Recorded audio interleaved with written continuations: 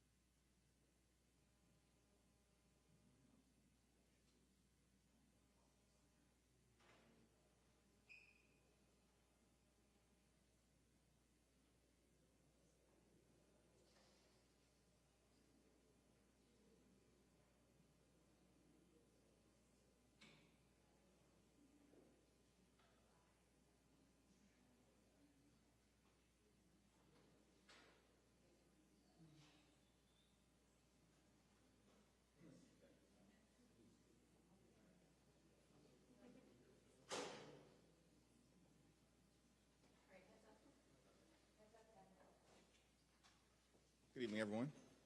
House and Senate Democrats have consistently made clear that we will sit down with anyone at any time and at any place, either here at the Capitol or over at the White House, to reopen the government, to enact a bipartisan spending agreement that actually meets the needs of the American people, and to address the Republican health care crisis. We need House Republicans to actually get serious about engaging in a bipartisan conversation that is designed to find the common ground necessary to address the issues of importance to the American people, which include the high cost of living in the United States of America. This country is far too expensive, and Republican policies have made it worse. And the Republican health care crisis that is devastating people all across the country, in urban America, in rural America, in small town America, in working class America, in the heartland of America, and in black and brown communities all across the United States of America. The largest cut to Medicaid in American history because of the Republican one big ugly bill, setting in motion a $536 billion cut to Medicare if Congress doesn't act by the end of this year.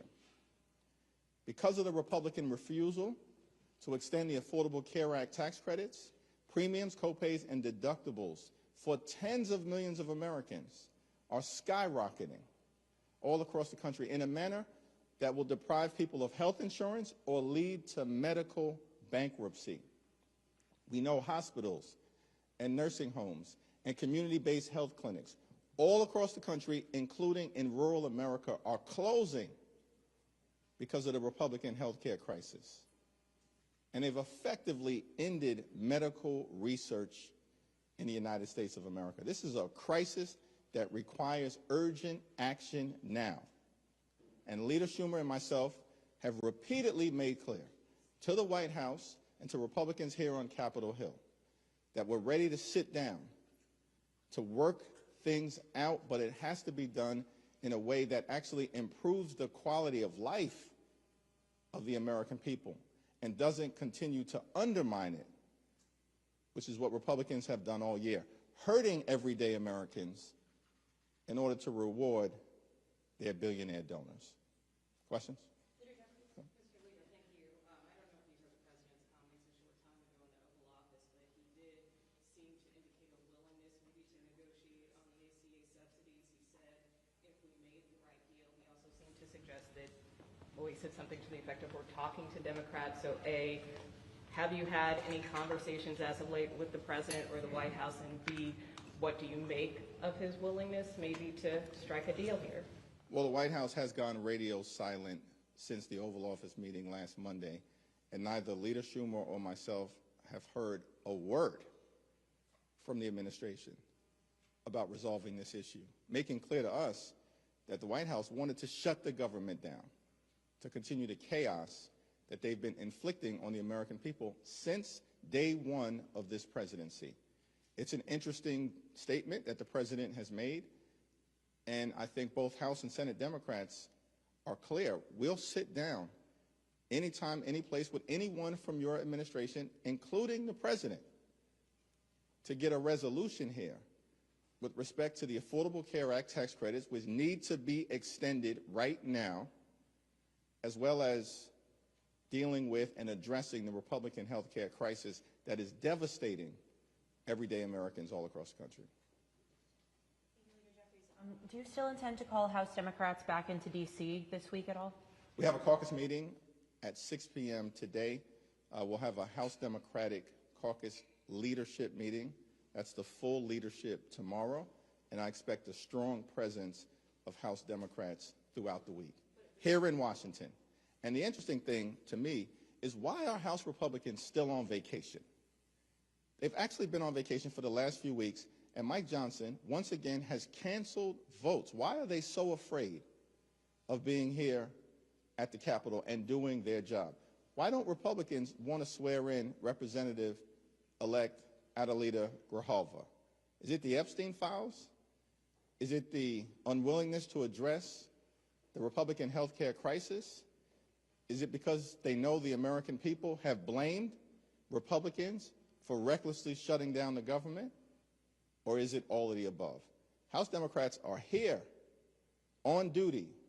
House Republicans remain on vacation. That's a shame. Back. What do you say to your young constituents, energized young constituents that helped put Mamdani in the position that he's in, and now they're calling for you to represent their wishes and endorse him? I think I've answered those questions repeatedly, and I have more to say before early voting.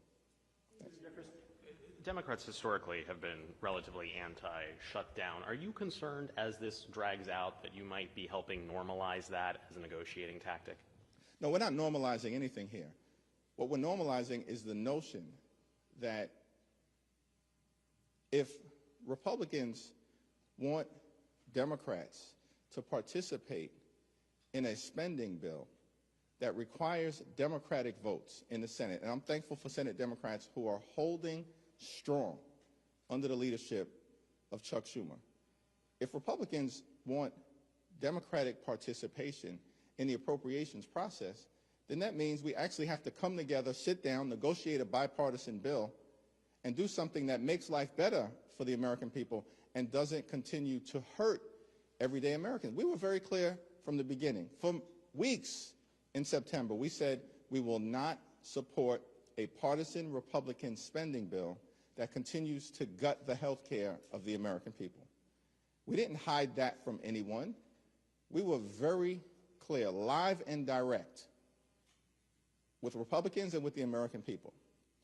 And we're standing on the side of the American people who have experienced this devastating cut to Medicaid, this refusal to extend the Affordable Care Act tax credits, this assault on their hospitals, their nursing homes, and their community-based health centers. And the American people have understandably had enough, and Democrats are standing on their side. Michael. Thank you, Mr. Leader. You challenged Speaker Johnson to a floor debate this morning. He responded that it was a desperate plea for attention. How do you answer that response from the Speaker to your challenge to debate him on the House floor in prime time? Well, Mike Johnson and I, have a very open and candid and forward-looking relationship, and that will continue. But for the life of me, I can't understand. They don't want to defend their position privately. This is Republicans, extreme MAGA Republicans, and they don't want to defend their position publicly because their position related to gutting the health care of the American people and shutting down the government is indefensible. And we continue to give them every opportunity, every single opportunity, to explain themselves to the American people. Yet Republicans are on the run. That's why they're on vacation right now. That's why votes were canceled last week by Republicans in the House, and votes have been canceled this week.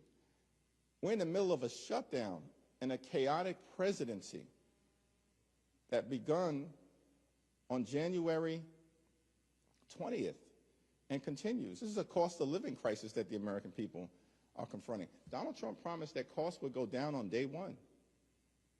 Republicans promised that costs would go down on day one. Costs haven't gone down. They've gone up. America has become far too expensive. Inflation is on the way up. Electricity bills skyrocketing through the roof. Grocery costs out of control. Housing costs getting more and more expensive. And now Republicans are setting in motion the fact that housing and health care and grocery prices and all of the day-to-day expenses that the American people experience is not going to get better, it's going to get worse. And this health care crisis is exacerbating that. Yep, back. I have to wear my heels today. Okay, I see you. There was a new poll out today from CBS News. It was a CBS News and YouGov poll, and it basically says that Americans, by and large, pretty much evenly distribute blame on Republicans, Democrats, and then 30% blame both of you guys. Why do you think that they're not blaming Republicans far more the way that you are? The overwhelming balance of public sentiment clearly is that Republicans control the House, the Senate, and the presidency.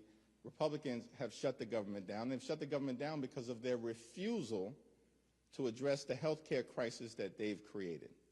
We're standing on the side of the health care of everyday Americans, working class Americans, middle class Americans, and hardworking American taxpayers, and we're going to continue to stand on their side. because this issue matters. Lowering the cost of living matters. Making sure that the high price of health care doesn't continue to escalate in ways that's going to bankrupt people, that matters. That's why we're in this fight until we win this fight. Yes.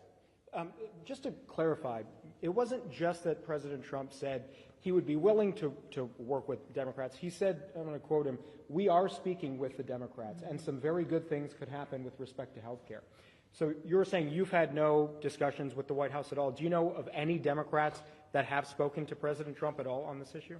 I do not know of any Democrats who have spoken to President Trump or members of his administration on this issue of reopening the government, enacting a bipartisan spending agreement, and addressing the Republican health care crisis. President Trump did make those statements. Leader Schumer, I believe, has put a statement out in response indicating he's had no conversations with Donald Trump or the administration. And that's certainly been the case relative to us as House Democrats. That said, we're open. We've been calling for bipartisan conversations to address the Republican health care crisis, which includes extending the Affordable Care Act tax credits so that tens of millions of Americans don't experience dramatically increased premiums, copays, and deductibles in an environment where the cost of living for everyday Americans is already too high. And so if President Trump is ready to have that conversation and is ready to talk about health care and is ready to talk about the Affordable Care Act tax credits and extending them, we of course look forward to sitting down and having that engagement, reopening the government, and getting the spending bill situation resolved in a manner that helps the American people. Last question. Thank you, Leader Jeffries. What do you make, though, of the president's comments today? What does that signal to you? I think it signals the fact that Democrats have been talking about health care, and health care for the last several weeks. Republicans initially claimed that Democrats were not serious. We are very serious about the issue of improving the quality of life of the American people, about canceling the cuts, lowering the costs, and saving health care. Very serious about it. And we've made that clear from the beginning. And now it appears that President Trump, the administration, even House Republicans, including Marjorie Taylor Greene, acknowledge that this isn't a fake issue, that we actually need to deal with the health care of the American people, the skyrocketing health insurance costs, the fact that Republicans have broken our health care system, including the largest cut to Medicaid in American history, and they did it so they could reward their billionaire donors with massive tax breaks. By the way, Republicans enacted permanent tax breaks for the wealthy, the well-off, and the well-connected in the United States of America. Permanent tax breaks.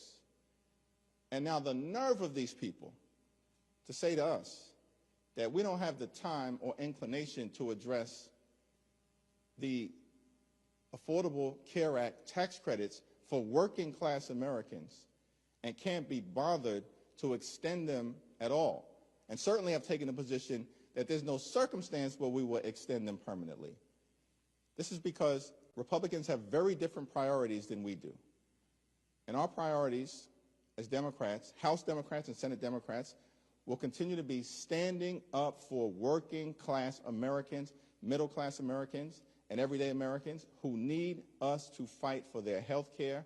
And we're in this fight until we win this fight on their behalf. Thank you all.